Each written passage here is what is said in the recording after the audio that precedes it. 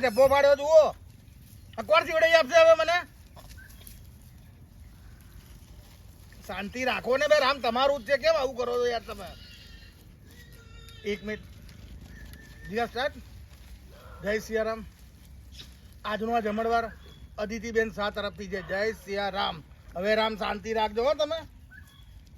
બહુ દાદાગીરી કરો છો તમે ઉભા રહો બોલો જય સિયારામ બોલો જય સિયારામ હા લો લો લો જો તો કરો